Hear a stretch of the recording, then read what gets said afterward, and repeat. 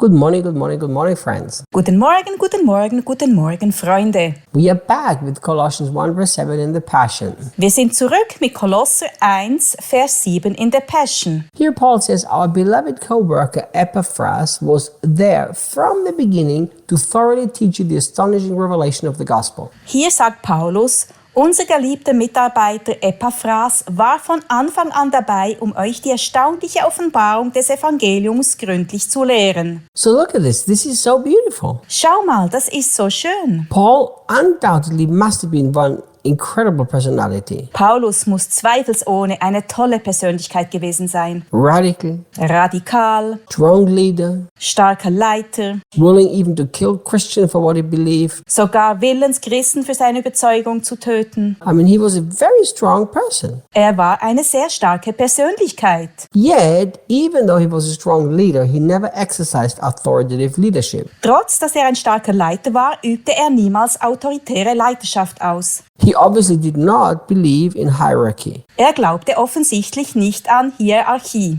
Look, Timothy was involved with him in writing the letter, Timotheus war im Schreiben des Briefes involviert and Epaphras was involved with him in preaching the gospel. und Epaphras predigte mit ihm zusammen das Evangelium. You know, we think, wow, Paul, he planted the church to the Colossians. Wir denken oft, wow, Paulus hat die Gemeinde in Kolosser gegründet und betreut. But look, he calls Epaphras a co-worker, so they were equal. Doch schau, er nennt Epaphras seinen Mitarbeiter, das heißt, sie waren ebenbürtig. He doesn't call him a guy that's working for him, but that's working with him. Er bezeichnet ihn nicht als jemanden, der für ihn arbeitet, sondern der mit ihm arbeitet. And there's a big difference. Das ist ein großer Unterschied. Because most great authorities in Christian ministry today and strong leaders, Denn bei den meisten großen Autoritäten im christlichen Dienst und starken Leitern the people work for them, arbeiten die anderen für sie. but they don't work with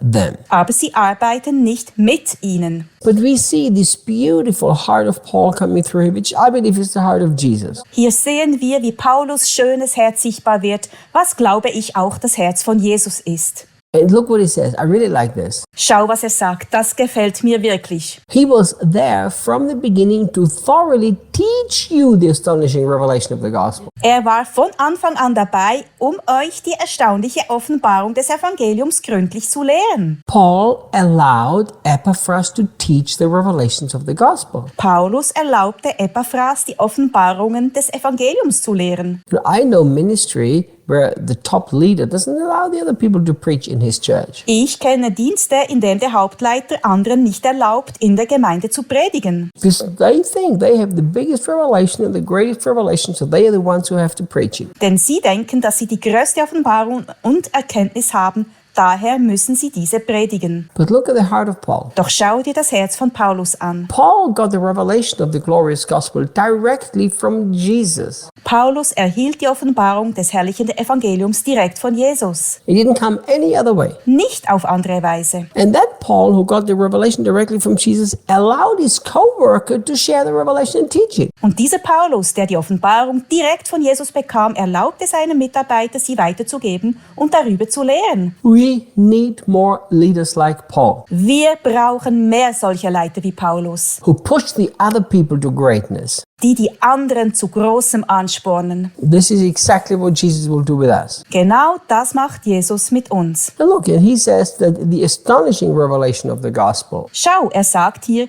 die erstaunliche Offenbarung des Evangeliums. We must never lose the wonder for the amazing revelation of the gospel. Wir dürfen niemals das Staunen über die herrliche Offenbarung des Evangeliums verlieren. There is an expression in English that does not translate to Portuguese well. Es gibt einen englischen Ausdruck, der sich nicht gut ins Portugiesische übersetzen lässt, But I love it so much that I'm going to use it anyhow. aber ich liebe ihn so sehr, dass ich ihn trotzdem verwende. And Daniel will find a way to figure it out. Und Daniel wird das schon hinbekommen. We must never take the gospel for granted, but we must keep being astonished about the revelation. Wir dürfen das Evangelium niemals als selbstverständlich hinnehmen, sondern müssen immer wieder über diese Offenbarung staunen. Think about it. Überleg mal. It is so easy that, we've been saved for 20 years. I'm a Christian, going to heaven, wonderful. Es ist so leicht zu denken, ich wurde vor 20 Jahren errettet, bin Christ und komme in den Himmel, wunderbar. But Paul calls the revelation of the gospel something astonishing. Aber Paulus nennt die Offenbarung des Evangeliums etwas Erstaunliches. There's two things we must never forget. 2 Dinge dürfen wir niemals vergessen. Where we have come from and where we are going to. Woher wir kommen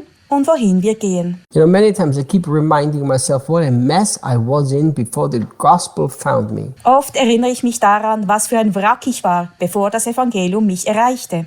Emotionally destroyed. Emotional kaputt. Because of my abuse, all messed up. Völlig fertig aufgrund von Missbrauch. But the glorious, astonishing gospel has transformed me. Aber das herrliche, erstaunliche Evangelium hat mich verwandelt. And there is such a danger to coming into the routine of Christian life. Es besteht eine so große Gefahr, in eine Routine des Christenlebens zu kommen. Because if we do, we leave this sense, wow, the gospel is so beautifully transformed me from a horrible past. Denn wenn das passiert, verlieren wir das, wow, das Evangelium ist so wunderbar. Es hat mich von meiner furchtbaren Vergangenheit umgestaltet. And it gives me an incredible future. Und es schenkt mir eine herrliche Zukunft. Maybe for always keep this marvel, this wonder at the beauty of the gospel. Mögen wir für immer das Staunen über die Schönheit des Evangeliums bewahren. And maybe always preach the true gospel, which is an astonishing revelation. Und mögen wir immer das wahre Evangelium predigen, das eine erstaunliche Offenbarung ist. Look, and then he again praises Epaphras. Schau, dann lobt er Epaphras erneut. He says, and he serves you faithfully as Christ's representative. Er sagt, und er dient euch treu als Repräsentant Christi. My friends, Mein Freund. the Bible is very clear that there's nothing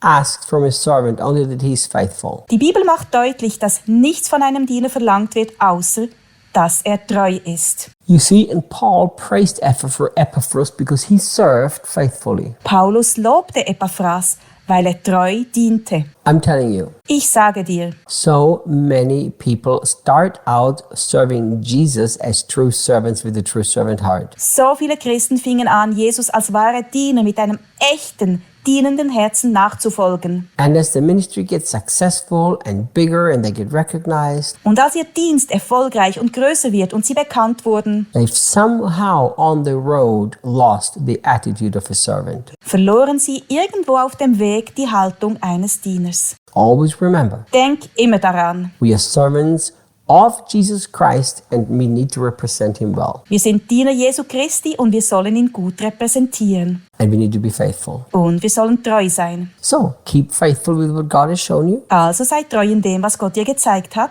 Keep the heart of the servant. Bewahre ein dienendes Herz. And if you are in any kind of leadership, Und wenn du irgendwie in Leiterschaft stehst, always release others to become great in the kingdom of God. dann setze immer andere frei, um im Reich Gottes groß zu werden. That's what Paul did. Das tat Paulus. See you tomorrow. Bis morgen.